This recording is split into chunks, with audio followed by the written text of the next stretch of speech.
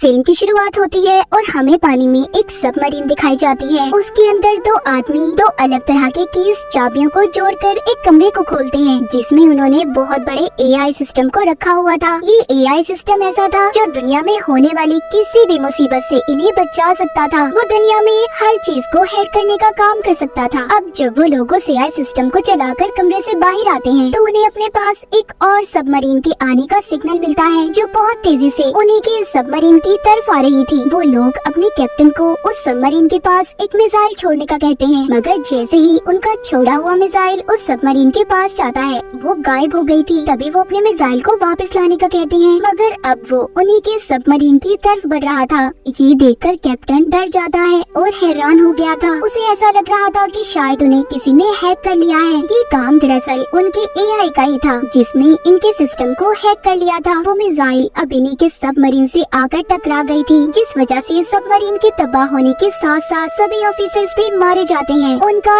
AI system भी पानी में डूब गया था। उनके ऑफिसर्स जो मर गए थे उनकी लाशें पानी में तैर रही थी और ऊपर आने लगती हैं। उनके गले में हम लटकी हुई उन्हीं चाबियों को देखते हैं जो एआई सिस्टम के कमरे की चाबियां थी। इसके बाद हमें एक आदमी इथान को दिखाया जाता है, जिसके पास एक पोस्टमैन कुछ लेकर आया था। यहाँ पर हमें इथान के बारे में बताया जाता है कि वो पहले एक बहुत बड़ा चोर था जो गैब्रियल नाम के आदमी के साथ मिलकर काम किया करता था, मगर एक दिन गैब्रियल ने इथान के दोस्त को मार दिया, जिसके बदले में इथान को आईएमएफ वालों ने मुजरिम समझकर पकड़ लिया। लेकिन जब आईएमएफ के डायरेक्टर को इथान की काबिलियत के बारे में पता चला तो उन्होंने उसकी सजा को माफ करवा के आईएमएफ का एजेंट बना दिया। अब इथान के पास एक काम आता है, उसने दो चाबियों को ढूंढना था और वो वही चाबियां थी जो हमने कहानी के शुरू में देखी, जिससे एआई के सिस्टम को खोला जा सकता था। इस वक्त वो चाबियां एक लड़की के पास थी जो आईएमएफ की एक एजेंट थी। उसे वो इस्तांबुल से मिली थी। उस लड़की के ऊपर 5 करोड़ का इनाम भी था। इथान को अब वो चाबियां किसी भी कीमत पर ढूंढनी थी। दूसरी तरफ हमें वही लड़की दिखाई जाती है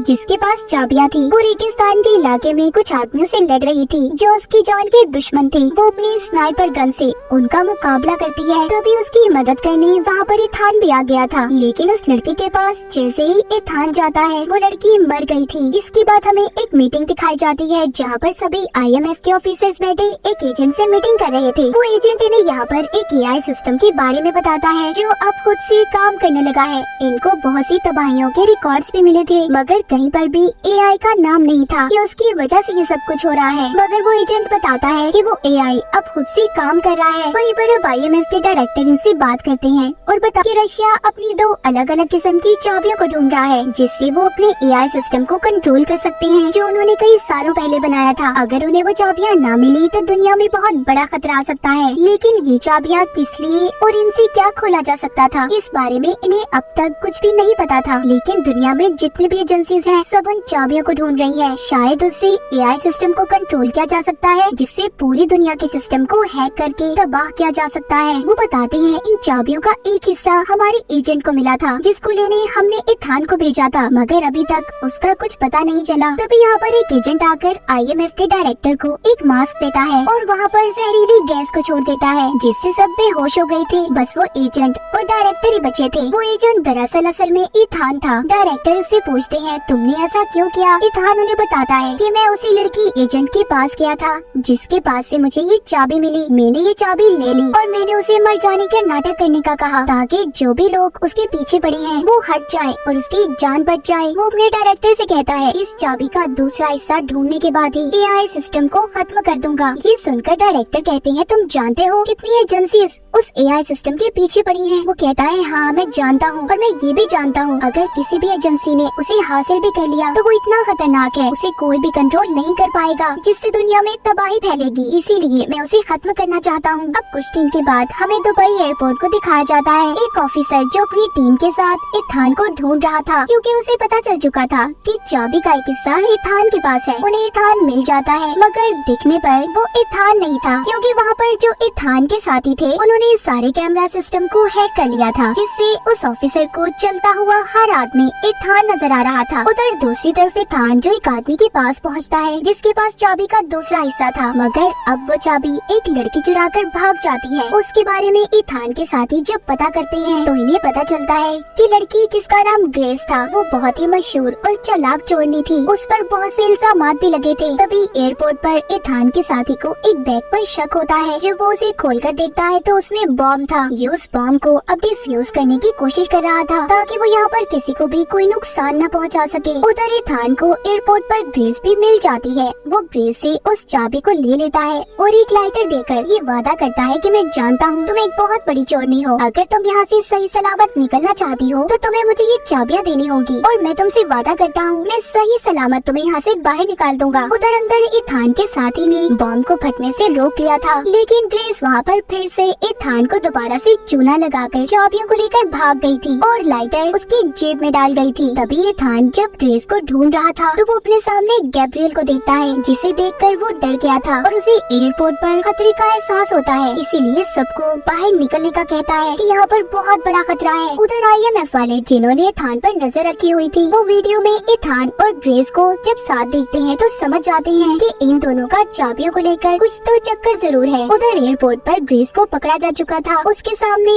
उसके पासपोर्ट और बहुत से पैसे रखे थे। अब ऑफिसर उसे अपने सबसे बड़े ऑफिसर के पास लेकर जाता है, जो असल में कोई और नहीं बल्कि इथान था। वो कहती है तुम ही ने मुझे पुलिस से पकड़वाया है ना? वो कहता है हाँ। अब तुम मुझे बताओ वो चाबियाँ तुम क्यों हासिल करना चाहती हो? वो बताती है मैं नहीं जानती उन चाबियों के बारे में असल राज क्या है। मुझे तो सिर्फ ये बताया गया था कि मुझे इन चाबियों को एक आदमी के पास बेचना है जो मुझे बहुत से पैसे देगा, और तुम्हारे बारे में भी बताया गया था। इतना कहकर जब ये दोबारा से इथान के साथ जा रही थी, एक बार फिर ग्रेस इथान को धोखा दे देती है। ऑफिसर्स के दरमियान में फंसाकर वो वहाँ से भाग गई थी और नीचे जाकर गाड़ी को लेकर चलाकर वहाँ से चली जाती है। उसका पीछा एक बाइक पर इथान भी कर रहा था। तभी ग्रेस के सामने कुछ गुंडे आ जाते हैं जो उसे अब तंग कर रहे थे और गाड़ी से बाहर निकलने का कहते हैं। वहाँ पर जल्दी से अब इथान भी आ गया था। उसने ग्रेस को बचा लिया था और उसके हाथ पर अपने हाथ के साथ हथकड़ी को बांध देता है ताकि वो भाग न सके। उधर ही वो ऑफिसर जो इथान को पकड़ने में लगा हुआ था वहाँ पर आ जाते हैं। इसी दौरान एक लड़की कातिल उनके पीछे पड़ जाती है। उसने ऑफिसर्स पर हमला कर दिया था और ग्रेस और इथान के पीछे पड़ चुकी थी। वो भी उनसे चाबियाँ हासिल करना चाहती थी। इथान और ग्रेस उससे बचकर एक गाड़ी को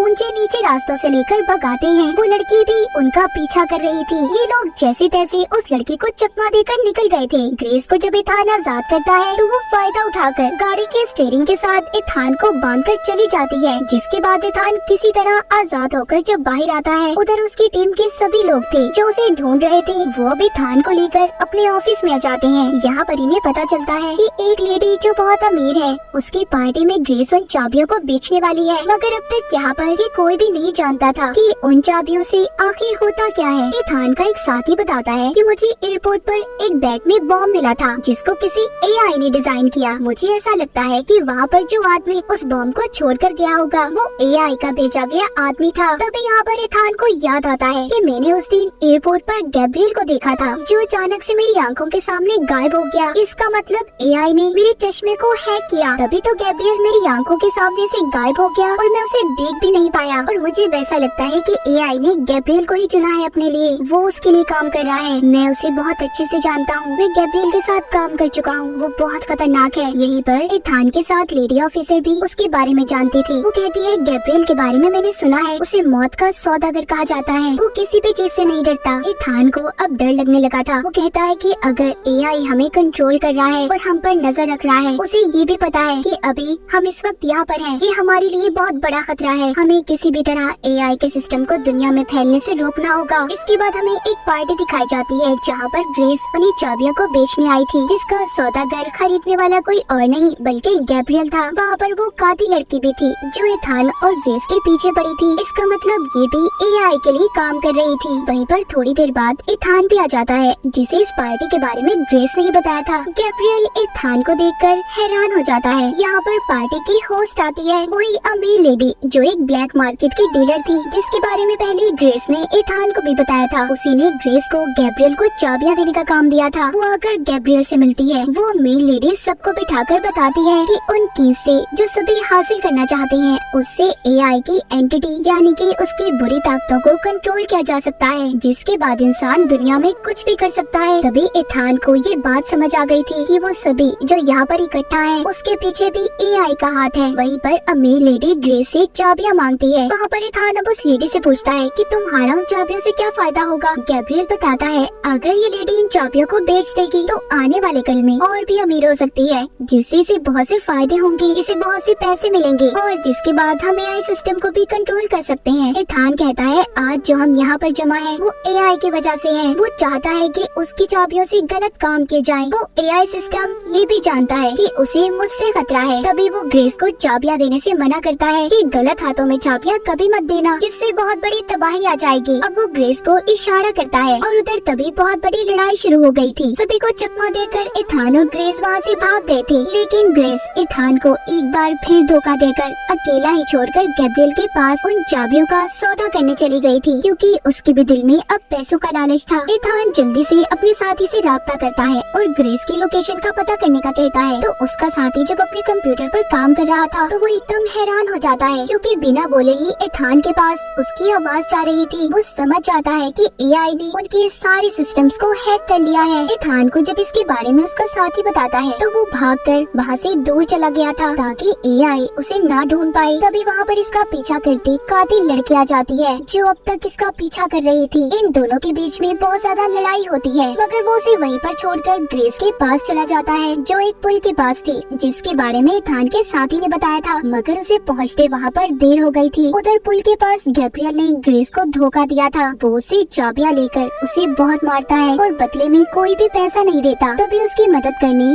जब वहाँ पर एथान की साथी ऑफिसर आती है तो गैब्रियल ने उसे भी मार दिया था। एथान जब उनके पास पहुँचता है तो उस लेडी ऑफिसर की मौत हो गई थी, जिस पर वो बहुत दुखी था कि अगर वो जल्दी पहुँच जाता काश उसकी जान बचा लेता। अगली सुबह ग्रेस एथान के साथ थी। वो बताती है कि गैब्रियल अब वो चाबियां एक आदमी के पास लेकर जाने वाला है जो उसे उसका इस्तेमाल बताएगा कि कैसे वो एआई सिस्टम में काम कर सकती है, और वो सब लोग एक ट्रेन में उन चाबियों की डील करने वाले हैं। ग्रेस भी एथान के साथ उसकी टीम की मदद करने के लिए तैयार थी। एथान का साथी ग्रेस को अब उस अमीर लेडी का मास्क पहन कर जाने का कहता है जो गैब्रियल से मिली हुई थी, ताकि ग्रेस को वहाँ पर कोई भी ना पहचान सके। अब उसका साथी वहाँ पर एथान को बताता है एआई जानता है कि तुम उसे खत्म करना चाहते हो और उसने जानबूझकर तुम्हारे सामने गैब्रियल को लाकर खड़ा किया है। अगर तुम चाहते हो कि एआई के बारे में कभी भी किसी को कुछ पता न चले, कोई उसका गलत इस्तेमाल न करे, तो तुम्हें गैब्रियल को खत्म करना होगा। तभी ऐसा मुमकिन हो पाएगा कि एआई का किसी को भी पता न चले। अगर तुमने पहले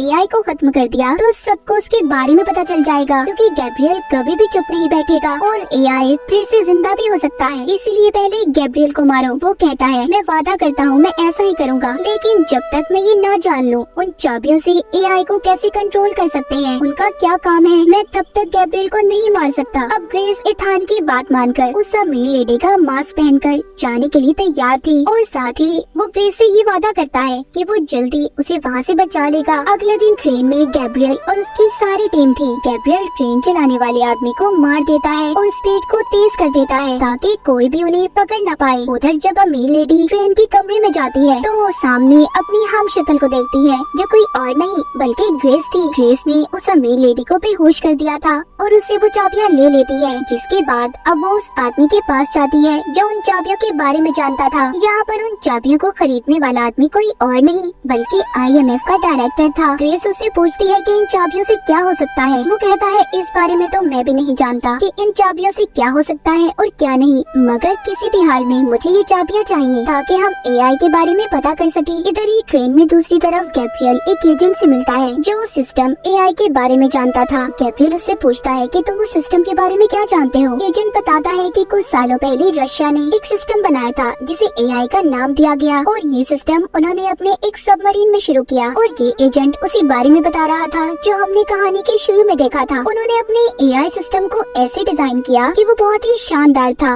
वो अपने बारे में खुद ही पता कर लेता था कि क्या सही है और क्या नहीं। इसी बात का फायदा उठाकर उस एआई सिस्टम ने उस सबमरीन को खत्म कर दिया। उसे ऐसे डिजाइन किया गया है कि वो खुद ब खुद अपने अंदर नई नई तब्दीलियां लाता है। गैब्रियल उस एजेंट से पूछता है इस बारे में और कौन जानता है। वो कहता है मैं, तुम और तुम्हारे पीछे जो लड़की खड़ी है, और कोई भी नहीं जानता। तभी गैब्रियल ने उस एजेंट को मार दिया था। गैब्रियल के पीछे जो लड़की खड़ी थी वो वही कातिल लड़की थी जो उसके साथ मिलकर काम क्या करती थी। अब गैब्रियल उस लड़की को भी मारना चाहता था, लेकिन वो उससे बचकर भाग जाती है। इसी दौरान वो बहुत ज्यादा जख्मी हो गई थी। उधर दूसरी तरफ ग्रेस, जो मेल लेडी का रूप लेकर IMF के डायरेक्टर से उन चाबियों का सौदा कर रही थी, पूछती है कि इसके बदले आप मुझे कितने पैसे देंगे। वो कहता है जितने भी तुम मांगो। ग्रेस जब उसके हाथ में वो चाबियां देती है तो IMF का डायरेक्टर खुश हो गया था। कहता है कि इससे पूरी दुनिया को तबाह किया जा सकता है। ये सुनकर ग्रेस डर गई थी। वो उन चाबियों को फिर से ले लेती है। वो जान चुकी थी कि इन चाबियों को किसी को भी गलत हाथों में देने से बहुत बड़ी तबाही हो सकती है। बाहर इथान को दिखाया जाता है, जो एक बहुत बड़ी पहाड़ी पर अपनी बाइक पर था। उसका साथी उसे वहाँ से छलांग लगाने का कहता है, जो सीधा ट्रेन में जाकर गिरेगा, और वो उसे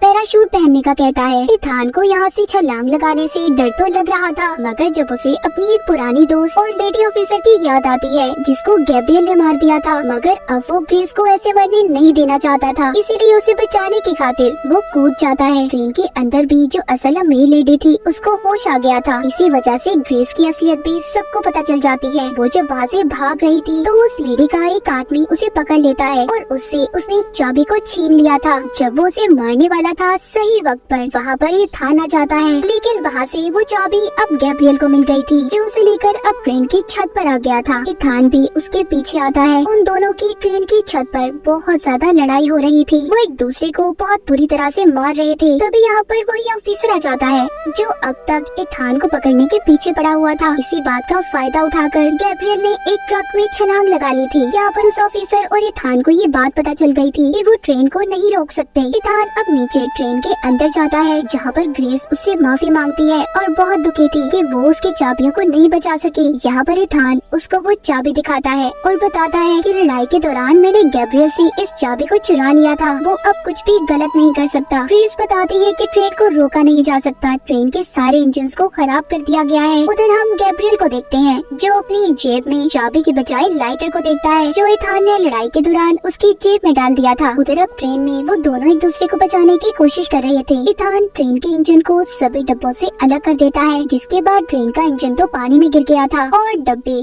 जो पुल पर जाकर लगते हैं, जिससे पुल तबाह हो गया था। ग्रेस और इथान उन डब्बों पर चलकर अपनी जान बचा रहे थे। तभी इसी दौरान इथान उस कातिल लड़की को देखता है, जो अब मरने वाली थी। ग्रेस उसकी मदद करती और उसे बचा लेती है। वो लड़की उनका शुक्रिया करती है कि इथान ने उसे जिंदा छोड़ दिया और माफी मांगती है कि वो अब तक गैब्रियल का साथ दे रही थी। इथान पूछता है, क्या तुम इन चाबियों के बारे में जानती हो? तभी वो सबमरीन का नाम बताती है, जो इन चाबियों का कोड भी था। इतना कहकर वो लड़की मर गई थी। इथान ग्रेस को सही वाले ट्रेन के डब्बे में छोड़कर, जिसमें अभी तक IMF का डायरेक्टर भी बैठा था और पैराशूट पहनकर नीचे उतर गया था, वहाँ पर ग्रेस IMF के डायरेक्टर को कहती है कि इथान आप पर अब भी भरोसा करता है, उसको आप पर यकीन है कि आप कभी भी कोई गलत काम नहीं कर सकते। ये सुनकर IMF का डायरेक्टर ग्रेस से कहता है, तुम फिक्र नहीं करो, कुछ भी गलत नहीं होगा, और हाँ मैं तुमसे वादा करता हूँ कि तुम्हारे सारे पिछले रिकॉर्ड्स को मिटा दिया जाएगा और तुम अब IMF की एजेंट बनकर जिंदगी गुजारोगी। उधर इथान को दिखाया जाता है, जो अपने साथियों के पास पहुँच गया था और चाबियां देकर उसके बारे में पता करने का कहता है। यानी कि इथान का सफर अभी शुरू हुआ था। वो दुनिया में आने वाली